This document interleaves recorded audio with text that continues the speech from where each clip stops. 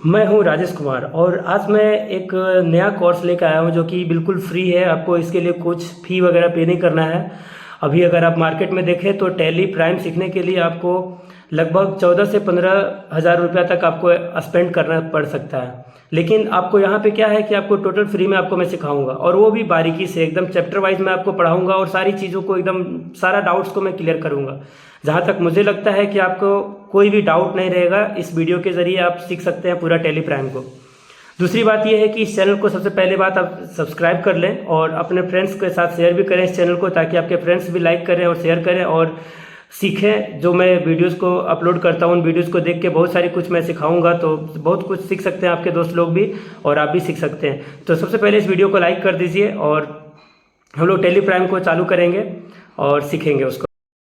Prime, तो सबसे पहले चीज़ हम लोग ये जानेंगे कि ये टैली प्राइम आखिर में है क्या।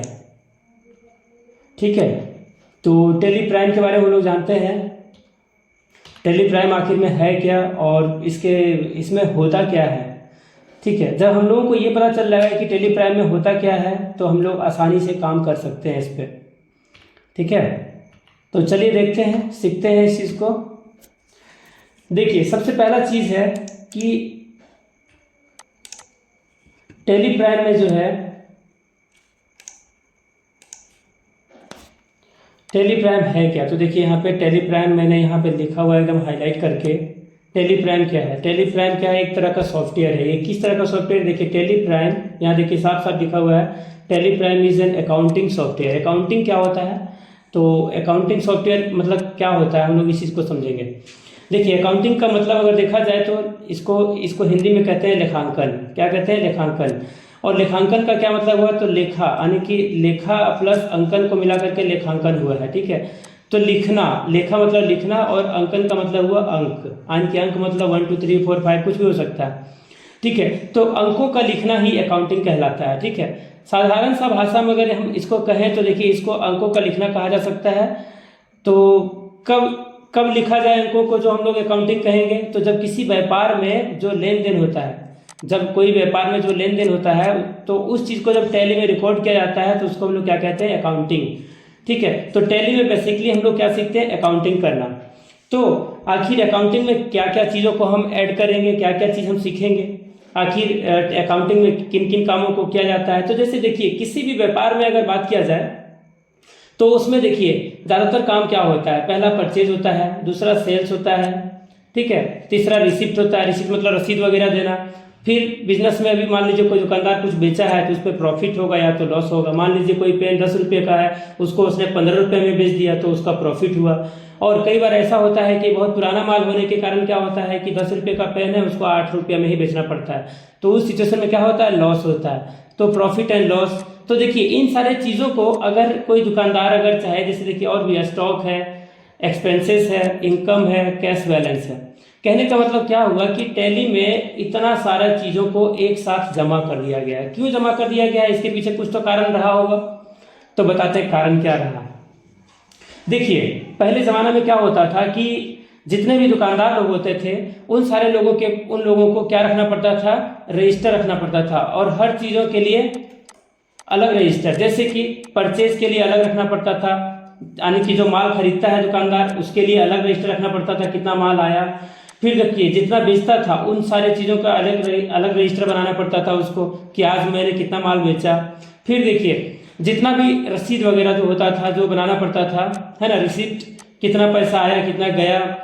ठीक है, तो इन सारी चीज़ों के लिए उनको अलग रजिस्टर रखना पड़ता था। कितना प्रॉफिट हुआ कितना लॉस हुआ इस चीज़ को मेंटेन करने के लिए अलग रजिस्टर रखना पड़ता था। तो इसमें क्या था दिक्कत कि जब भी कभी एंट्री करना होता था, यानी कि जब लिखना होता था कि इतना माल मेरा बिका, तो उनको रजिस्टर ढूंढना पड़ता था।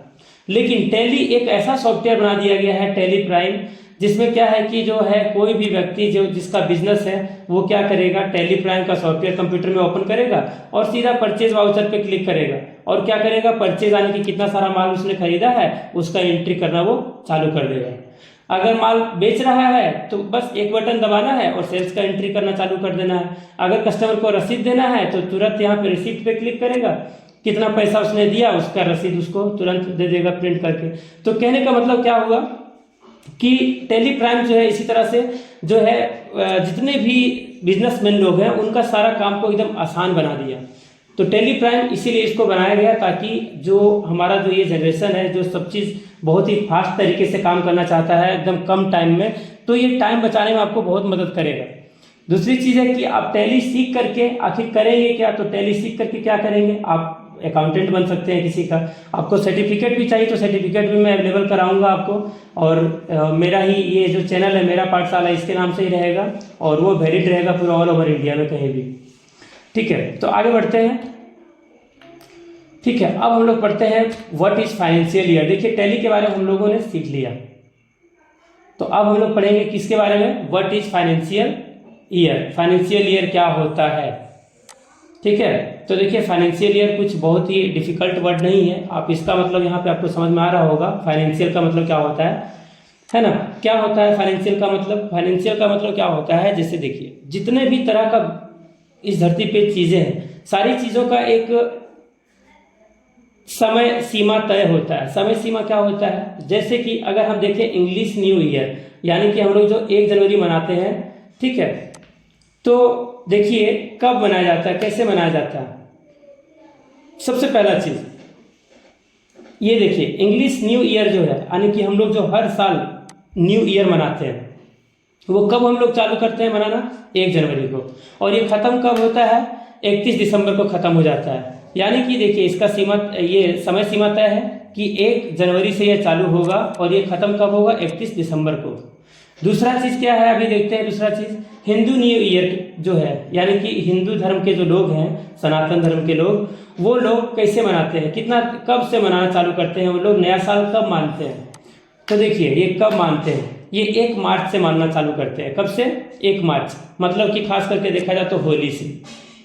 ठीक है, तो देखिए जो हम लोग नया साल मनाते हैं पूरा भारत के लोग, वो 1 जनवरी को मनाते हैं, लेकिन हिंदू धर्म में वास्तव में कब चालू होता है, 1 मार्च से, और खत्म कब होता है, तो खत्म होता है 31 अप्रैल को।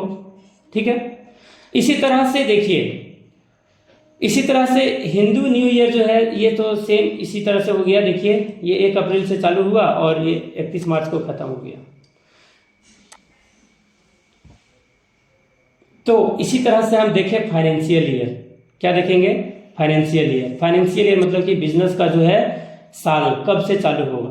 तो देखिए ये कब से चालू होगा, ये 1 अप्रैल से लेके चालू होगा, 1 अप्रैल से लेके, और ये 31 मार्च को ये खत्म हो जाएगा। जैसे कि आपने देखा होगा बैंकिंग वगैरह के जो बैंकिंग जो सेक्टर है, ठीक है, इस सेक्टर में भी जो है 1 अप्रैल से नया साल चालू होता है वो लोग का, और 31 मार्च को क्लोजिंग हो जाता है। मतलब कि जितना भी बिजनेस हुआ इस साल वो सारा वहीं पे खत्म हो गया, जीरो हो गया, और 1 अप्रैल से फिर से क्या होगा, नए सिरे से फिर से वो लोग बिजनेस चालू करते हैं। तो टैली में भी सेम यही चीज है। ये चीज आपको जानना बहुत जरूरी है, क्योंकि टैली में आगे हम लोगों को ये काम आएगा। ठीक है, तो इस वीडियो पे बने रहिएगा और ध्यान से देखते जाइए। और ये 10 से 12 घंटे का वीडियो बनने वाला है, इसमें आपको बहुत कुछ एकदम क्लियर हो जाएगा टैली प्राइम में। ठीक है, और सीख जाएंगे आप टैली में काम करना एकदम आसानी से सीख जाएंगे आप। ठीक है, तो देखिए आप लोगों को पता चल गया कि फाइनेंशियल ईयर कब होता है, बिजनेस का फाइनेंशियल ईयर कितना से स्टार्ट होता है, 1 अप्रैल से स्टार्ट होता है, खत्म कब होता है, 31 मार्च को। ठीक है, और यही फाइनेंशियल ईयर कहलाता है हम लोग का। तो याद रखिएगा इस चीज को, ये आप लोगों का एग्जाम वगैरह भी होगा कभी, तो आपसे पूछा जा सकता है कि जितने भी बिजनेस हैं उन सारे बिजनेसों का नया जो साल है कब से स्टार्ट होता है, तो 1 अप्रैल से स्टार्ट होता है, खत्म कब होता है, 31 मार्च को। ठीक है, आगे बढ़ते हैं। अब हम लोग पढ़ेंगे जीएसटी के बारे में। देखिए जीएसटी का बात करें तो जीएसटी बहुत ही इंपॉर्टेंट चीज़ है, क्योंकि आज हम पूरा जीएसटी, जितने भी सामान यूज करते हैं हम लोग, सारा सामान हमारा किससे जुड़ा हुआ है, तो ये जीएसटी से ही जुड़ा हुआ है, टोटल जीएसटी से। अगर आप एक पेन भी खरीदते हैं तो अगर मान लीजिए 5 रुपये का ही भले हो, लेकिन 5 रुपये में इसमें भी जीएसटी मेरा इंक्लूड किया हुआ रहता है। आप पेन के ऊपर देखना जो रैपर लिखा हुआ रहता है कि इसका दाम है 3.15 प्लस जो है जोड़ के जो भी है टोटल 5 रुपया, यानी कि टैक्स जो है क्या है, इंक्लूडेड है। इंक्लूडेड मतलब जोड़ा गया है। ठीक है, तो टैक्स, इसीलिए हम लोगों को टैक्स पढ़ने का जरूरत है। टैक्स सारा हम लोग सीख लेंगे। अभी देखते हैं कि आखिर ये टैक्स है क्या, जीएसटी क्या है। ठीक है, तो चलिए चालू करते हैं। जीएसटी के बारे में हम लोग डिटेल में पढ़ते हैं। जीएसटी का फुल फॉर्म आप लोग जानते होंगे। जीएसटी का क्या होता है full form, goods and service tax. तो गुड्स का मतलब क्या समझे आप, गुड्स का मतलब क्या होता है, गुड्स मतलब क्या हो गया, सिंपल सा देखा जाए तो वस्तु, कोई भी वस्तु, आप पेन खरीदिए, कॉपी खरीदिए, बैग खरीदिए, या लैपटॉप खरीदिए, या मोबाइल खरीदिए, ये सारा चीज़ क्या है, सब गुड्स है, ठीक है।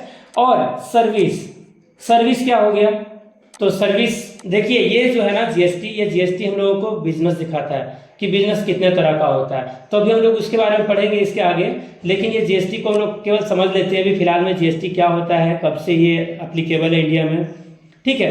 तो देखिए गुड्स का मतलब हो गया सामान या तो कोई वस्तु, और सर्विस, सर्विस का मतलब हो गया जो सेवा, जो हम लोगों को सेवा दिया जाता है, किस तरह का सेवा, जैसे रिचार्ज हो गया, एम्बुलेंस हो गया, दूसरा चीज हो गया जैसे एरोप्लेन, ये सब सर्विस है, बस ये भी सर्विस है, ठीक है। और रेस्टोरेंट हो गया, ये भी एक तरह का सर्विस है, सर्विस है, हम लोगों को सर्विस मिलता है यहाँ पे, ठीक है। बड़े बड़े होटल्स जो होते हैं वो भी क्या है, हमारा सर्विस ही है।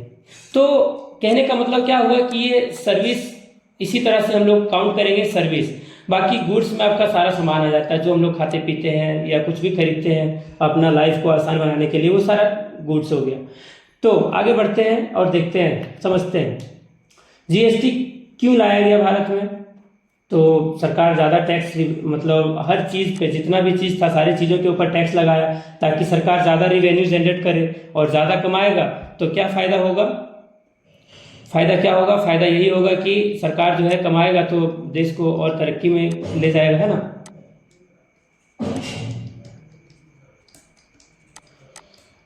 ठीक है, तो बढ़ते हैं आगे।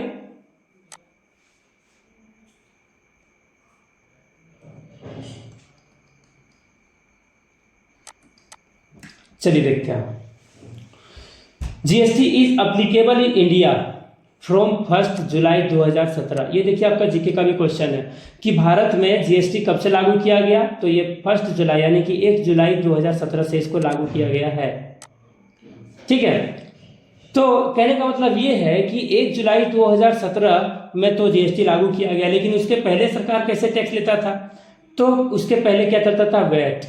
वैट क्या है, वैल्यू एडेड टैक्स। क्या होता है, वैल्यू, इस ए का मतलब हो गया एडेड और टी का मतलब हो गया टैक्स, ठीक है, वैल्यू एडेड टैक्स। तो कहने का मतलब क्या समझे आप, ये जो था ये हमारा जीएसटी से पहले था, अभी भी ये वैट जो है कुछ चीज़ों पर लगा हुआ रहता है, जैसे कि हो गया रिचार्ज। रिचार्ज पे आप जब रिचार्ज करते होंगे तो आप देखते होंगे कि उस पर 10 रुपये का रिचार्ज पे आपको 7 रुपये का ही टॉक टाइम मिलता है, तो उस पर क्या है कि आपका क्या जोड़ता है, वो वैट जोड़ता है, ठीक है। पेट्रोल लेते हैं तो पेट्रोल में भी वैट ही सरकार लेता है।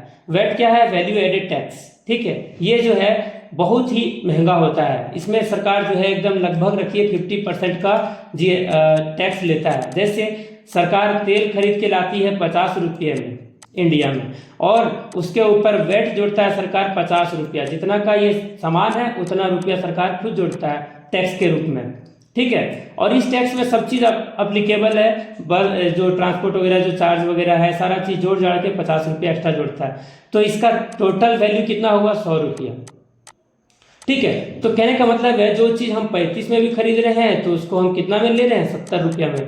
अगर कोई 40 रुपये का सामान है तो उस पर 40 रुपये का वैट जोड़ता है सरकार, और 80 रुपया हो जाता था पहले। तो अभी भी कुछ चीज़ों पर ये चीज़ लागू है, तो लेकिन ये जीएसटी जो हम लोगों के लिए बेस्ट है। अगर सरकार पेट्रोल वगैरह पर भी अगर हम लोगों का जीएसटी लगा देते हैं तो बहुत ही अच्छा हो जाएगा। अच्छा क्या होगा कि पब्लिक का जो है जो रेट है, क्या कि देखिए कैसे कैसे अच्छा होगा, सरकार जो है जीएसटी रेट कितना तरह का बनाया है, 5%, ठीक है, फिर हो गया 12%, एक 8% भी है, और एक हो गया 18%, और एक हो गया 28%। ये देखिए इतने तरह का सरकार जो है जीएसटी अप्लाई किया हुआ है। अगर मान लीजिए 50 रुपये पेट्रोल का दाम है और इसके ऊपर अगर सरकार 12% का टैक्स लेता तो कितना होता, तो देखिए इसको काट के, यानी कि 12×5 = 60 को हम 10 से डिवाइड करें तो देखिए ज़्यादा से ज़्यादा 6 रुपये 7 रुपये लेता वो हम लोग से टैक्स, इतने लेता, तो यानी कि 57 से 60 रुपये हमारे पास पेट्रोल अवेलेबल हो जाता। तो सरकार जो है उसके ऊपर वैट ही रखा है अभी तक, ठीक है। तो वैट क्यों रखा है, इसके पीछे बहुत बड़ा बड़ा कारण होगा, जैसे कि दूसरे देशों से ये तेल वगैरह लाया जाता है तो इसमें खर्च भी ज़्यादा होता है सरकार का, इसलिए सरकार इस पर वैट ही लेती है, ठीक है। बाकी वैट के बारे में यहाँ पे कुछ कुछ डिटेल मैंने लिखा हुआ है, तो ये वैल्यू एडेड टैक्स होता है। आगे बढ़ेंगे हम लोग, अब पढ़ेंगे टाइप्स ऑफ बिजनेस। ठीक है, टाइप्स ऑफ बिजनेस। तो देखिए इंडिया में कितने तरह का बिजनेस किया जाता है। इंडिया में क्या ये पूरा वर्ल्ड लेवल का बात करें तब भी वही काम होता है। ठीक है, बिजनेस जो होता है दो ही तरह का होता है। क्या होता है, कितना तरह का, दो तरह का। दो तरह का क्या क्या होता है भैया, तो आप जीएसटी तो पढ़ चुके हैं, आपको समझ में आ गया होगा। देखिए पर भारत में दो ही तरह का बिजनेस होता है। भारत में क्या है, पूरा दुनिया में। देखिए परचेज, यहाँ पे देखिए स्पेलिंग गलत लिखा हुआ है, यहाँ पे AND होना चाहिए था, एंड। ठीक है, purchase and sale of goods, यानी कि वस्तुओं का खरीदी करना और उसे बेचना, यानी कि किसी भी वस्तु को खरीदना और उसको क्या करना, वापस फिर से बेच देना, पहला बिजनेस हो गया। दूसरा बिजनेस क्या हो गया, service providing, business of service providing, मतलब कि सेवा देना। क्या देना, सेवा देना। तो सेवा देना क्या होता है, तो जैसे आप लोगों को भी हम बताए थे, बस का जो सेवा होता है, बस, ट्रेन, है ना, ट्रेन हो गया, बहुत सारा, ये सारा जो है सब क्या है, सब सेवा है, सब सेवा देना होता है। तो देखिए भारत में या पूरे दुनिया में बात करें तो बिजनेस दो ही तरह का होता है। पहला हो गया गुड्स को खरीदना और बेचना, दूसरा हो गया सर्विस प्रोवाइड कराना, सर्विस मतलब कि सेवा प्रदान कराना। ठीक है, तो ये दो ही तरह का बिजनेस है हमारे इस देश में, तो उसके बारे में हम लोग पढ़ेंगे। देखिए परचेज एंड सेल क्यों किया जाता है, तो जिसमें लाभ कमाने के लिए माल को खरीदा और बेचा जाता है। यानी कि माल क्यों खरीदता है लोग, दुकान में क्यों सामानों को खरीद के लाता है, ताकि उसको बेच के क्या कर सके, वो कुछ मुनाफा कमा सके, कुछ रुपया कमा सके। तो जैसे उन सारी चीज़ों में क्या क्या है, मोबाइल है, कलम है, टीवी है, फ्रिज है, कूलर है इत्यादि। इन सारी चीज़ों को आखिर कोई दुकानदार क्यों खरीदता है, क्या वो अपना घर में 15 ठो टीवी लगा सकता है, क्या जरूरत है लगाने का, है कि नहीं, एक ही काफ़ी होता है। तो सेम उसी तरह से देखा जाए तो ये परचेज एंड सेल सरकार, ये कोई भी बिजनेसमैन इसलिए करता है ताकि वो क्या कर सके, उसको परचेज करे और फिर उसको बेच दे और उससे कुछ रुपया कमा ले। दूसरा हो गया सर्विस के लिए, तो सर्विस के लिए देख लेते हैं। देखिए जिसमें लाभ कमाने के लिए सेवा प्रदान किया जाता है, यानी कि बिजनेस ऑफ सर्विस प्रोवाइडिंग क्या होगा, बिजनेस ऑफ सर्विस प्रोवाइडिंग का मतलब क्या होगा कि वो ऐसा इनकम जिसमें पैसा कमाने के लिए क्या किया जाता है, सेवा प्रदान किया जाता है, यानी कि लोगों को सेवा दिया जाता है। जैसे कि बस हो गया, ट्रेन हो गया, देखिए मैंने यहाँ पे सारा डिटेल में लिखा हुआ है, हवाई जहाज हो गया, मोबाइल हो गया, रिचार्ज हो गया, होटल, मॉल इत्यादि, ये सब क्या है, ये सब सेवा देता है हमें। ठीक है, हम लोग वहाँ पे जाते हैं तो हम लोग को गुड मॉर्निंग, गुड नाइट, ये सब कुछ बोला जाता है, चीज़ों को दिखाया जाता है। या तो फिर अगर मान लीजिए हवाई जहाज का बात करें तो हवाई जहाज को हम खरीद तो नहीं सकते हैं, बस एक टिकट खरीद सकते हैं उसका, है ना। मोबाइल रिचार्ज, देखिए मोबाइल रिचार्ज का कंपनी को तो हम लोग नहीं खरीद सकते हैं, लेकिन क्या है कि हम लोग मोबाइल रिचार्ज करवा सकते हैं ताकि हम क्या कर सके, लोगों को कॉल करके बात कर सके। तो एक तरह का ये सेवा हमें मिलता है। तो ये दो ही तरह का बिजनेस हमारे इस दुनिया में है, इस धरती पर। ठीक है, और यही दो तरह के बिजनेस से ही सारा चीज जुड़ा हुआ है।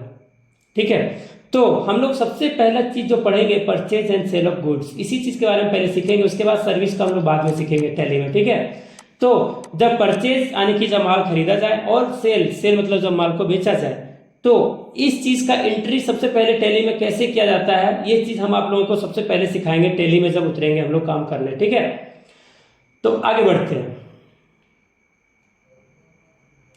अब हम लोग सीखेंगे कि who are applicable for GST registration, यानी कि जीएसटी कौन कौन भैया ले सकता है। क्या जीएसटी हर कोई ले सकता है, कमेंट करिए सब, फटाफट बताइए। ठीक है, तो जीएसटी का अगर बात करें ना तो जीएसटी हर कोई नहीं ले सकता है, क्योंकि जीएसटी के लिए भी सरकार ने कुछ नियम और शर्त रखे हैं। ठीक है, तो क्या क्या नियम शर्त हम लोग उसी के बारे में पढ़ेंगे। ठीक है,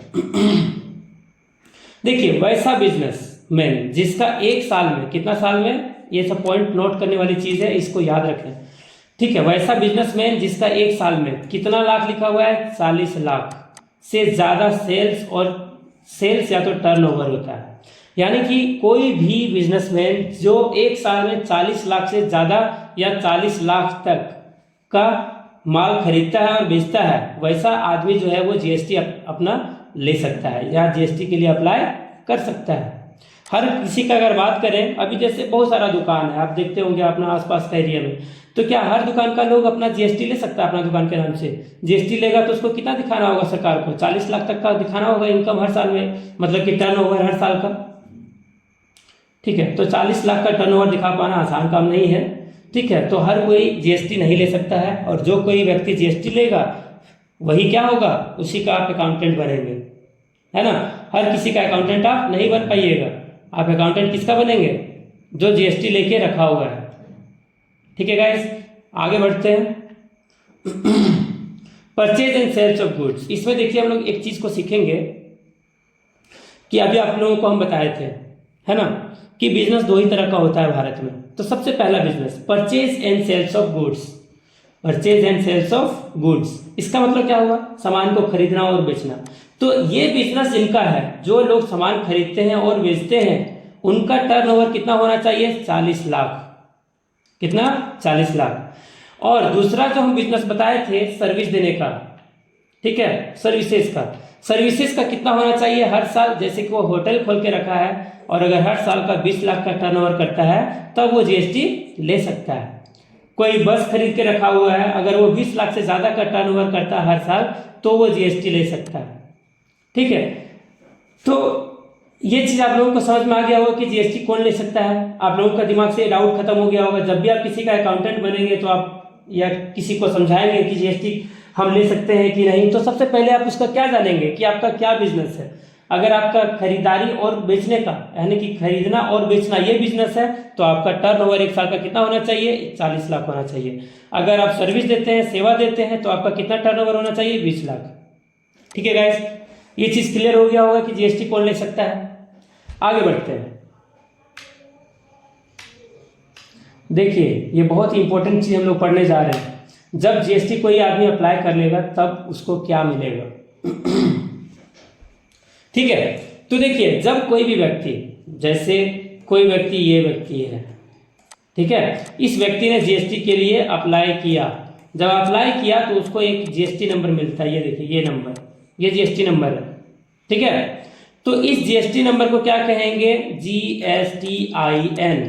जीएसटी का फुल फॉर्म क्या हुआ, तो यहां देखिए लिखा हुआ है goods and service tax identification number. Identification मतलब क्या समझे, पहचान नंबर। क्या समझे, पहचान नंबर। जैसे आपके पास मोबाइल नंबर है तो वो नंबर आपका जो है वो नंबर क्या भारत में किसी और के पास है, नहीं है। तो सेम उसी तरह से जब आप सिम कार्ड खरीदने गए थे तो आपको एक मतलब ऐसा नंबर दिया गया जो नंबर भारत में किसी के पास नहीं है। कोई भी उस नंबर पे कॉल करेगा तो वो कॉल आप ही के पास ही आएगा।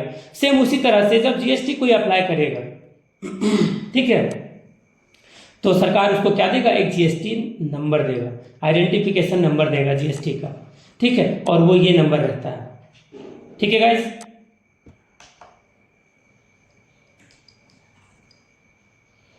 ठीक है। तो इसको थोड़ा सा हमको इरेज करना पड़ेगा।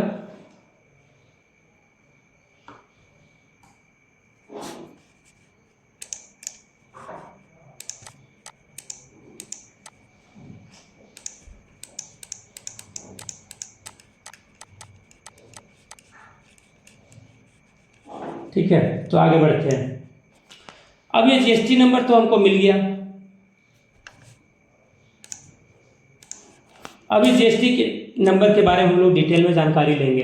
देखिए ये बहुत ही इंपॉर्टेंट जानकारी आपको देने जा रहा हूँ। ये जानकारी अगर आपके पास नहीं होगा तो आपको फ्यूचर में बहुत ही दिक्कत हो सकता है एक अकाउंटेंट होने पर भी। ठीक है, तो देखिए ये रहा मेरा जीएसटी नंबर। जब मैंने अप्लाई किया तो ये नंबर मुझे मिला। ठीक है, तो इसमें हम देखते हैं कि ये पहला नंबर क्या होता है।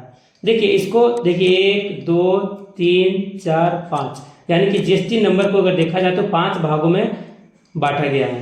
पहला पार्ट ये देखिए जो लिखा हुआ है 20, ये है स्टेट कोड। स्टेट कोड क्या होता है, हर राज्य का पहचान। अगर यहाँ पे 08 रहता तो ये रहता राजस्थान का, 01 रहता तो ये रहता जम्मू कश्मीर का या तो दिल्ली का। ठीक है, तो सेम उसी तरह से यहाँ पे आप यहाँ पर जो नंबर लिखा हुआ रहेगा उस नंबर से आप क्या कर सकते हैं, जीएसटी का जो किस स्टेट का जीएसटी नंबर है उसके बारे में आप जानकारी ले सकते हैं। यानी कि अगर 20 लिखा हुआ है तो 20 ये हमारा झारखंड का कोड है। किसका है, झारखंड का।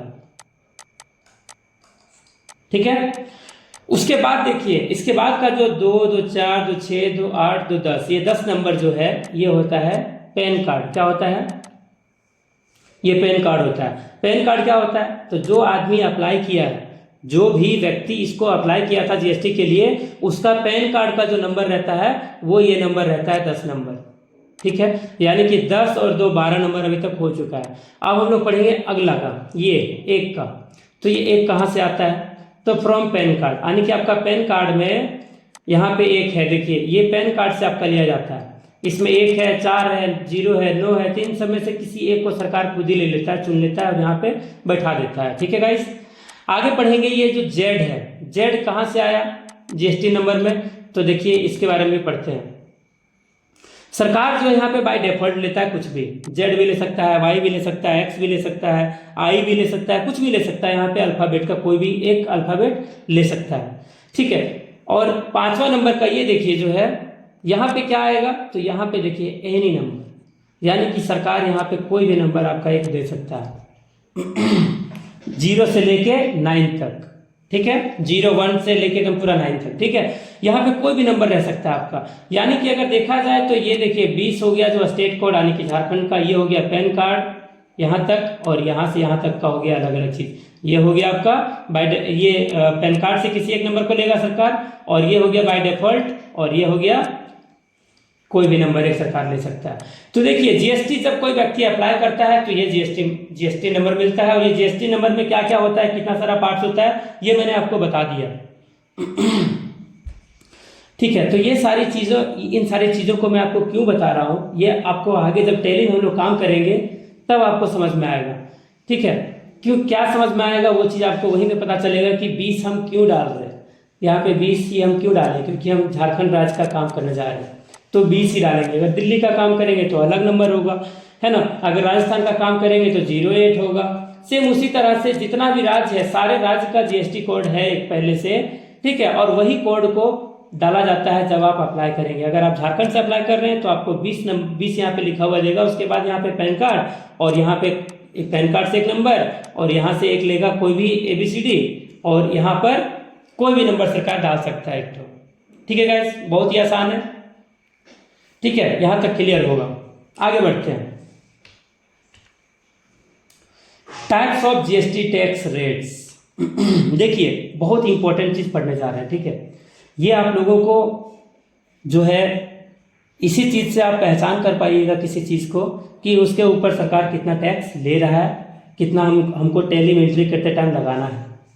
ठीक है, तो देखिए टैली में आपको ऐसा नहीं है कि आप भगवान हैं कि आपको सारा चीज याद रहेगा। आपको सारा चीज आपको दिया जाएगा, केवल करना क्या होगा, आपको एंट्री करना होगा। एंट्री किसमें? टैली में करना होगा। तो कैसे करना होगा वो तो हम लोग सीखेंगे ही। ठीक है, सब चीज लिखा हुआ रहता है पहले से। जैसे मान लीजिए अभी हम दुकानदार हैं, हम अगर रांची से कहीं से माल खरीदे किसी दुकान से, तो वो हमको तो बिल देगा, उसके ऊपर कितना जीएसटी ले रहा है वो तो लिखेगा ही लिखेगा।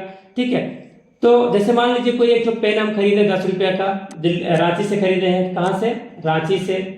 तो रांची से इस पे जितना टैक्स लगेगा, मान लीजिए 8% का टैक्स लग रहा है, तो 8% वो टैक्स लिखा हुआ देगा।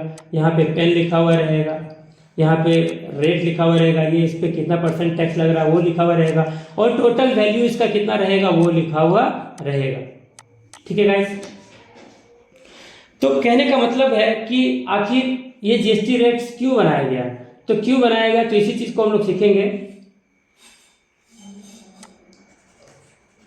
इसको हम पहले क्लियर कर देते हैं यहाँ से स्क्रीन से, ताकि हमको यहाँ पे बताने में आपको आसान हो। ठीक है,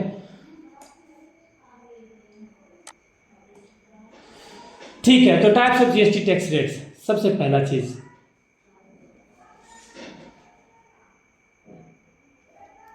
जीएसटी एट द रेट 0%। ठीक है, देखिए सरकार के पास अभी तक 5 तरह का ही जीएसटी टैक्स रेट है। रेट मतलब दर, है ना, यानी कि सरकार अभी तक 5 तरह का ही जीएसटी रेट सेट किया है। ठीक है, और इसी चीज के ऊपर एंट्री किया जाता है। तो सबसे पहला नंबर का जो आता है आपका, वो आता है जीएसटी एट द रेट 0% देखिए ये 0% का है लिखा भैया, कुछ तो कारण रहा होगा, तो चलिए बताते हैं। देखिए 0% यानी कि देखिए बहुत सारी ऐसी चीजें हैं जिसके ऊपर सरकार क्या करती है, टैक्स नहीं लेती है। क्यों नहीं लेती है? क्योंकि ये खास करके किसानों के लिए है, जो खेती करते हैं, जो उत्पादन करते हैं, जैसे खाद हो गया, बीज हो गया, दूध हो गया, अंडा हो गया, है ना। इसी तरह की एग्रीकल्चर से खास करके रिलेटेड चीज़ों पर जो है सरकार टैक्स नहीं लेती है, ठीक है। तो उसका एंट्री जो है जब हम लोग करेंगे तो वहां पे लिखेंगे, जैसे मान लीजिए खाद खरीदे, क्या खरीदे, खाद, ठीक है। तो कौन सा खाद खरीदे, मान लीजिए डीएपी खाद खरीदे, इसके ऊपर जो टैक्स लगा वो कितना लगा, तो 0% लगा। रेट कितना है, मान लीजिए 40 रुपया, तो टोटल कितना होगा, तो टोटल होगा 40 रुपया ही। क्यों, क्योंकि इसके ऊपर टैक्स सरकार ने नहीं लिया, ठीक है। तो समझ में आ गया होगा आप लोगों को। अगर अंडा खरीदते हैं, मान लीजिए एक खरीदे, कितना पेटी खरीदे, 4 पेटी, ठीक है। उसमें से रेट इंटरेस्ट ये जीएसटी कितना लगाया सरकार ने, 0%। रेट मान लीजिए इसका 400 है, तो इसका टोटल कितना होगा, तो टोटल 400 ही होगा। क्यों होगा 400, क्योंकि इसके ऊपर सरकार ने टैक्स नहीं लगाया। यहाँ तक क्लियर होगा आप लोगों को, ठीक है। ये जो पहला जीएसटी रेट मैंने आपको बताया है अभी, ठीक है। अभी और हम लोग पढ़ेंगे, बहुत सारा जानकारी लेना है हम लोगों को भी, और ये सारा चीज़ आप लोगों को भी टेली प्राइम में काम आएगा। ऐसा मत सोचिए कि मैं आप लोगों को ये बेकार में पढ़ाते जा रहा हूँ या बताते जा रहा हूँ, ठीक है।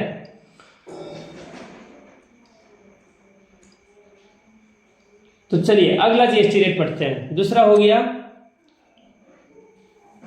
जीएसटी रेट एट द 5%, यानी कि 5% वाला जीएसटी का आइटम, जितना भी आइटम है ना हमारे धरती पर, जितना भी खाने पीने का या तो कोई भी सामान ले लीजिए, सारा सामान को डिवाइड किया गया सरकार के द्वारा कि इसके ऊपर मैं कितना टैक्स लूंगा, उसके ऊपर कितना लूंगा, या तो लैपटॉप पे कितना लूंगा, या कंप्यूटर पे कितना, या फिर गाड़ी पे कितना, या इलेक्ट्रॉनिक्स गैजेट्स जितना है उसके ऊपर कितना टैक्स लूंगा। इस चीज के बारे में सब चीज पहले से ही प्रीसेट कर दिया है सरकार ने, ठीक है। तो देखिए 5% के अंतर्गत जो है खास करके शुगर आती है। शुगर मतलब चीनी, स्पाइसेस मसाला वगैरह, टी मतलब चाय पत्ती है ना, कॉफी कहवा, कोल मतलब कोयला, इन सारे चीजों पर सरकार जो है कितना % टैक्स लगाती है, तो मात्र 5% का, ठीक है। इतना तक समझ में आ गया होगा आप लोगों को, ठीक है। तीसरा इसी तरह से और भी है, हम लोग उसके बारे में पढ़ेंगे। 4 और एक और है 5, ठीक है। तो देखिए तीसरा जीएसटी एट द रेट कितना, 12%। 12% का भी चीज है हमारे पास, यानी कि 0 हो गया, 5% हो गया, 12% हो गया, 18% और एक हो गया 28%। तो अभी हम लोग देखेंगे कि सबसे महंगा, सबसे ज्यादा जीएसटी जो है किस पे लगता है। अभी पहले हम लोग 12% वाला देखते हैं। इसमें क्या क्या आता है, बटर आता है, नट्स आता है, गुआवा आता है, फ्रूट आता है, ड्राइड ऑयल, ड्राइड फ्रूट्स वगैरह हो गया, ऑयल हो गया। इन सारी चीजों पर सरकार कितना % का टैक्स लेती है, तो 12% का, ठीक है। तो सोचने वाला बात यह है कि क्या आप इसको याद रख पाएंगे। इसको याद आपको नहीं रखना है, बिल्कुल भी याद नहीं रखना है आपको। क्यों, क्योंकि जब मेरा मालिक, हम जिसका अकाउंटेंट बनेंगे, जब मेरा मालिक कहीं से माल खरीदेगा तो उसके ऊपर सामान का नाम भी लिखा हुआ रहेगा, कितना रुपया टोटल हुआ है वो भी लिखा हुआ रहेगा, कितना टैक्स लगा है वो भी लिखा हुआ रहेगा, ठीक है गाइस। तो घबराना नहीं है, बस ये जो है आपका नॉलेज के पर्पस के लिए आपको हम बता रहे हैं कि कितना तरह का जीएसटी टैक्स जो है, टैक्स रेट्स कितना है सरकार ने जो बनाया है। तो 0% का हो गया 5%, 12%, 18 और 28, ठीक है। तो देखिए ये 18% किसके ऊपर है, तो मोबाइल के ऊपर है, कंप्यूटर, हेयर ऑयल यानी कि बाल का तेल है ना, टूथपेस्ट, शैम्पू, पेंसिल, इलेक्ट्रॉनिक्स, इन चीजों के ऊपर कितना लगता है, 18% का टैक्स लेता है सरकार। 28% का अगर बात करें तो 28% में क्या क्या आता है, लोशन, ये खास करके कौन लोग यूज करते हैं, लड़कियां, लड़के भी यूज करते हैं कभी कभी, है ना। तो कहने का मतलब है कि देखिए किन किन चीजों पर है 28%, तो लोशन है, पान मसाला जिसे आप खाते हैं आप लोग, पान, पेंट यानी कि जो घर में कलर वगैरह लगाते हैं ना उस पर, फिर हो गया सीमेंट, सीमेंट के ऊपर भी सरकार कितना 28% का जीएसटी लेता है। तो आप लोगों को यहाँ तक क्लियर हो गया होगा कि जीएसटी टैक्स रेट्स कितना होता है, तो 5 तरह का होता है। इन चीजों को अगर आप नहीं समझ पा रहे हैं तो आपको टैली में एंट्री करने में दिक्कत होगा, क्योंकि जितने भी तरह के वस्तु हैं इस धरती के ऊपर, उन सभी चीजों के ऊपर अलग तरह का इंटरेस्ट, ये टैक्स रेट सरकार अप्लाई करता है, ठीक है। तो ये केवल आपको याद रखना है कि 5 तरह का जीएसटी हमारा सरकार जो है लेता है, 0%, 5%, 12%, 18 और 28, ठीक है। ये आपको याद रहेगा तो आपको कभी दिक्कत नहीं होगा टैली में काम करने में, ठीक है। आगे बढ़ते हैं। तो अब हम लोग सबसे इंपॉर्टेंट चीज पढ़ने जा रहे हैं, जो देखिए हम लोग लेवल हम लोग का धीरे धीरे ऊपर हो रहा है। ऊपर होने का क्या मतलब है कि धीरे धीरे हम लोग थोड़ा सा एक सीढ़ी ऊपर बढ़ रहे हैं, टैली प्राइम में ही पहुंचने जा रहे हैं हम लोग धीरे धीरे, ठीक है। How GST apply in invoice, invoice क्या होता है, तो इनवॉइस को समझिए। देखिए, जब आप कहीं से मोबाइल खरीद लिए, आप मोबाइल लेके तो बहुत खुश हो गए, लेकिन आपको उसने एक बिल दिया। क्या दिया? बिल। उसी को तो इनवॉइस कहते हैं। ठीक है गाइस। तो उसमें जैसे मान लीजिए भी मैंने एक मोबाइल खरीदा, एक मोबाइल, कौन सा मोबाइल है? आईफोन रख देते हैं, आईफोन 14। ठीक है। इसका दाम मान लीजिए 60,000 रुपया है। कितना है? 60,000। इसके ऊपर अगर जीएसटी, ये इसमें जीएसटी वगैरह सारा कुछ जुड़ा हुआ है। मान लीजिए सरकार, अभी देखिए हम बताए थे आप लोगों की 18% टैक्स लेता है मोबाइल वगैरह पे, तो इसका 18% अगर हम देखें तो कितना होगा?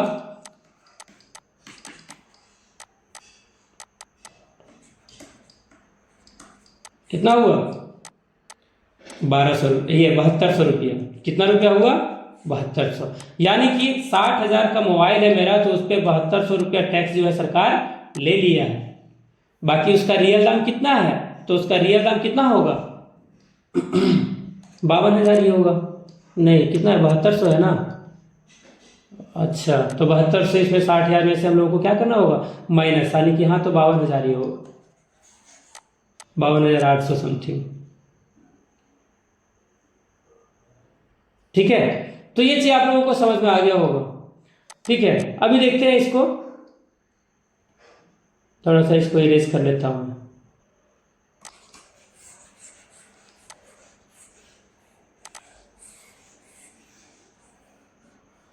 ठीक है, तो आगे बढ़ते हैं। जीएसटी कैसे लगता है? तो देखिए, आपके पास अगर कोई बिल होगा तो उस बिल को निकाल लीजिए। उसमें देखिए 3 तरह का ही टैक्स लगाता है सरकार, एसजीएसटी, सीजीएसटी, आईजीएसटी। अब ये एसजीएसटी, सीजीएसटी, आईजीएसटी क्या है भाई? कंफ्यूज होने का कोई यहाँ पे मतलब कंफ्यूज नहीं होना है, चीज़ों को समझना है बारीकी से। ठीक है। एसजीएसटी, सीजीएसटी क्या है? तो सबसे पहले एसजीएसटी के बारे में देखते हैं। ये हो गया state goods and service tax, यानी कि ये राज्य का सरकार, अगर हम कोई अपना ही राज्य से अगर माल खरीद रहे हैं तो आप, मेरा राज्य का जो सरकार है वो अलग टैक्स लेगा। और सीजीएसटी क्या है? Central goods. देखिए, central goods and service tax, यानी कि सेंट्रल यानी कि मोदी जी भी तो टैक्स लेंगे भाई साहब। मोबाइल क्या इंडिया में खुद बना है क्या? नहीं ना।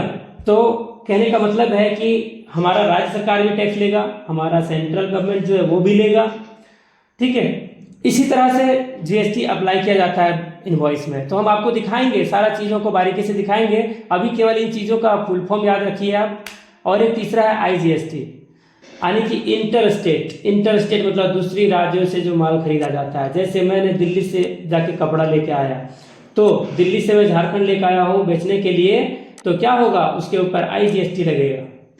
और एसजीएसटी, सीजीएसटी कब लगेगा?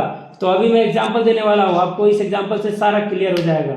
देखिए, एसजीएसटी एंड सीजीएसटी कब लगाया जाता है? सबसे पहला चीज पढ़ेंगे। तो सबसे पहला चीज हम लोग यही जानते हैं कि एसजीएसटी एंड सीजीएसटी कब लगाया जाता है? तो जब माल अपना ही राज्य से खरीदा गया हो। कहां से? अपना ही राज्य से जब माल खरीदा गया हो। जैसे मैं भी झारखंड में हूं और मैं एक दुकानदार हूं और मैंने रांची से क्या किया? एक मोबाइल ये वाला खरीद लिया। कौन सा? ये हुआवे का है ना। इसे मैंने क्या किया? खरीद लिया। अब देखिए क्या है सो, इसके ऊपर सरकार किस तरह से टैक्स लेगा? तो देखिए, ये मोबाइल जो है, ठीक है, हम आप लोगों को बताए हैं कि सरकार कितना परसेंट टैक्स लेगा? 18% का। ठीक है। तो ये जो हम बताए ना, एसजीएसटी यानी कि स्टेट गवर्नमेंट और सेंट्रल गवर्नमेंट, ये दोनों जो है कितना लेगा? 50% लेगा। कितना लेगा? 50%। किसका? जो टैक्स लग रहा है उसका। कितना टैक्स लग रहा है? 18% लग रहा है। इस मोबाइल का दाम कितना है? मान लीजिए 20,000 है। ठीक है। इस मोबाइल का दाम कितना है? 20,000। इसका कितना ले रहा है सरकार? 18% टैक्स ले रहा है। इसका 18% निकाल लीजिए, 2 जीरो कट गया, 18 दूनी कितना हो गया? 3600 रुपया। 3600 रुपया टोटल टैक्स लग रहा है। तो ये 3600 जो है ना, वो सरकार, 2 तरह का सरकार लोग पैसा ले रहा है। पहला ले रहा है सीजीएसटी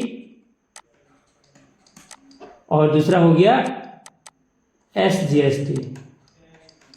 अब ये जानना है कि ले कितना कितना रहा है भैया, तो यहाँ पे हम साफ साफ लिखे हुए हैं कि 50% लेगा। मतलब कि 3600 रुपये का 2 भाग में बांट दीजिए। 1800 रुपया हमारा सेंट्रल गवर्नमेंट लेगा और 1800 रुपया स्टेट गवर्नमेंट लेगा। मैटर समझ में आ गया? मतलब कि अगर 20,000 रुपये का फोन है तो उसके ऊपर सरकार टैक्स कितना ले रहा है, 18%। तो 18% बटेगा कितने लोगों के बीच में, 2 लोगों के बीच में बटेगा। पहला कौन लेगा, सेंट्रल गवर्नमेंट, दूसरा कौन लेगा, स्टेट गवर्नमेंट। कितना कितना लेगा, 3600 रुपये का, तो उसका 50-50% लेगा, 1800 रुपया वो लेगा और 1800 रुपया ये लेगा। तो कहने का मतलब है कि इसको आपको बांटना नहीं है, टैली प्राइम में आपको बांटने का जरूरत नहीं है। केवल आपको करना क्या है, तो यहाँ पे 18% खाली लिख देना है और वो अपने एंट्री कर देगा कि CGST इतना लगेगा और SGST इतना लगेगा। क्यों, क्योंकि हम जब लिखेंगे कि ये मोबाइल हम रांची से खरीदे हैं तो टैली ये भी तो जानता है कि ये अपना ही राज्य में खरीद के कहाँ बेच रहा है, इधर झारखंड में ही कहीं बेच रहा है। तो टैली ये भी तो जानता है, तो वो क्या करेगा, आपका उस पर CGST और SGST दोनों को क्या करेगा, 50-50% में, वो जो बिस्किट है ना 50-50% वही वाला, ठीक है, उसी तरह से 50-50% में क्या करेगा, ये बांट देगा खुद ही। आपको बांटने का जरूरत नहीं पड़ेगा, टैली खुद कर लेगा। खाली आपको क्या करना जानते हैं, आपको खाली आदेश देना है कि भैया ये जो है माल हम कहाँ से खरीदे हैं, रांची से। खाली टैली को ये बताना है, ठीक है, बाकी टैली जो है खुद कर लेगा सब कुछ। देखिए आप वीडियो को सबसे पहले लाइक कर दीजिए, ठीक है, वीडियो को लाइक करिए, तब और आगे पढ़ाने में बहुत मजा आएगा। तो आगे बढ़ते हैं। जैसे यहाँ पे मैंने एक सिंपल सा एग्जांपल दिया है, देखिए, ठीक है। इस मोबाइल का दाम कितना है, 15,000 रुपया। कितना है, देखिए इससे आपको और क्लियर हो जाएगा। मोबाइल का दाम कितना है, 15,000 रुपया। SGST कितना लगेगा, 1350 रुपया। काहे लगेगा 1350 रुपया भैया, तो 15,000 का आप निकाल दीजिए 18%, कितना हो गया, 2700 रुपया। तो 2700 रुपया का आधा कितना हुआ, 1350। यही तो बात है। टोटल मोबाइल वैल्यू इज, देखिए इसमें 15,000 प्लस इतना जुड़ गया, टोटल कितना हो गया, 17,700 रुपया। कितना जुड़ गया, 15,000 में 2700 रुपया और जुड़ गया, तो कितना हो गया, 17,700 रुपया। ठीक है, ये चीज समझ में आ गया। जब हम अपना ही, देखिए यहाँ पे लिखा है ना, जब माल अपना ही राज्य से खरीदा गया हो तथा अपना ही राज्य में बेचा गया हो, ऐसी स्थिति में SGST एंड CGST दोनों इनवॉइस में लगाया जाता है, ठीक है। लेकिन दोनों GST को बराबर भाग में बांट के लगाया जाता है। तो कैसे बांटा जाता है, 50-50% बांटा जाता है। कौन सा स्थिति में, जब माल हम अपना ही राज्य से खरीदेंगे और अपना ही राज्य में बेचेंगे, ठीक है। यहां तक क्लियर हो गया होगा। चलिए तो आगे बढ़ते हैं, IGST के बारे में पढ़ते हैं, ठीक है। तो IGST बहुत ही सिंपल है गाइस, ठीक है। कैसे, तो देखिए दिखाते हैं। IGST कब लगाते हैं, जब माल किसी और राज्य से खरीदा गया हो। जैसे मैंने आईफोन खरीदा है दिल्ली से और मैं उसे बेचूंगा कहाँ, झारखंड में, तो देखिए इसके ऊपर IGST लगेगा। देखिए है ना, जब अपना, देखिए क्या लिखा है, जब माल किसी और राज्य से खरीदा गया हो तथा अपना ही राज्य में क्या किया गया हो, बेचा गया हो, तो ऐसी स्थिति में क्या होता है, IGST इनवॉइस में लगाया जाता है। क्या लगाया जाता है, IGST। टैक्स रेट का कितना, 100% लगाया जाता है। मतलब कि देखिए क्या मतलब हम कहना चाह रहे हैं, देखिए इस फोन का दाम कितना है, 15,000 रुपया, ठीक है। टोटल मोबाइल वैल्यू कितना होगा, 15,000 पे कितना जुड़ेगा, 2700 रुपया। ये 2700 कहाँ से आया, तो 15,000 का 18% कितना होगा, आपको हम अभी दिखाए थे 2700 रुपया। तो ये 2700 प्लस 15,000 कितना हो गया, 17,700। तो इसके ऊपर क्या लगेगा, IGST। काहे लगा भैया IGST, तो IGST इसलिए लगा क्योंकि ये दूसरा राज्य से मैंने खरीदा था इस मोबाइल को और इसे बेच कहाँ रहा हूँ, झारखंड में, ठीक है गाइस। बहुत ही आसान है, यहां तक आप लोगों को क्लियर हो गया होगा। आगे समझते हैं।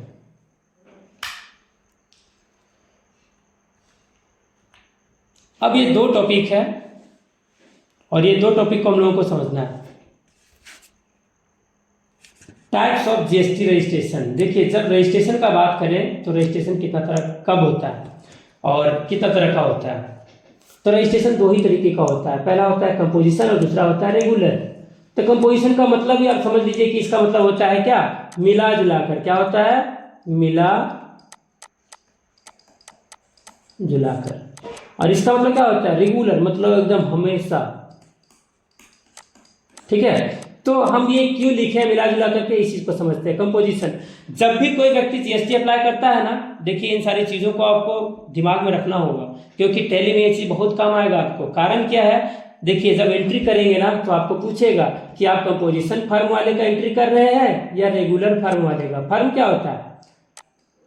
फर्म मतलब हो गया वो प्रोप्राइटर या कोई बिजनेस का जो मालिक है, ठीक है। तो किस तरह का बिजनेस है उसका, तो कंपोजिशन है या रेगुलर है। तो कंपोजिशन क्या होता है? मिला जुला कर देखिए, अगर किसी कंपनी का, इसका कंपनी का 1 साल का लेन देन मिला जुला करके कितना हो, 1.5 करोड़। अगर किसी भी बिजनेसमैन का 1.5 करोड़ रुपया का टर्नओवर है 1 साल में या लेन देन, तब उस कंपनी को किस ग्रुप में रखेगा सरकार? कंपोजिशन ग्रुप में रखेगा, ठीक है। और दूसरा चीज है रेगुलर, जो व्यक्ति हमेशा 1.5 करोड़ हर साल, कितना, हर साल उसका हर हालत में 1.5 करोड़ हो ही जाता है टर्नओवर, ठीक है। तो उस व्यक्ति को सरकार किसमें रखता है? रेगुलर फर्म में। बात को समझ में आया आपको? बात समझ पाए? नहीं समझ पाए? बहुत ही आसान था। कंपोजिशन मतलब क्या होगा? देखिए बहुत ऐसा बिजनेसमैन होता है जिसका 1.5 करोड़ नहीं हो पाता है पूरा तरह से, ठीक है, लेकिन वो किसी तरह से माल को इधर उधर करके 1.5 करोड़ पूरा कर देता है, तो उसका जो है फर्म यानी कि उसका बिजनेस किसमें आएगा? कंपोजिशन फर्म में आएगा।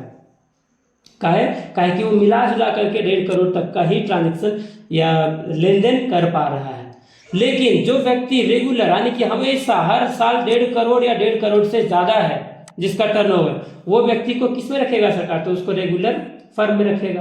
तो देखिए जब भी जीएसटी अप्लाई होता है तो वहां पे पूछा जाता है आपसे कि आखिर आप किस तरह का बिजनेसमैन है, रेगुलर है या कंपोजिशन है। तो आपको वहां पे उसी हिसाब से, जब आप किसी का जिसका अकाउंटेंट आप बनने जा रहे हैं, अगर उसका आप जीएसटी अप्लाई कर रहे हैं, ठीक है, तो आपको सबसे पहला चीज ये जानना होगा कि उसका सालाना टर्नओवर कितना है, ठीक है। अगर 1.5 करोड़ तक है मिला जुला करके तो उसको कंपोजिशन में रजिस्ट्रेशन कराना है, और अगर 1.5 करोड़ से उसका ऊपर है हर साल तो क्या करना है? उसको रेगुलर फर्म में रजिस्ट्रेशन कराना है।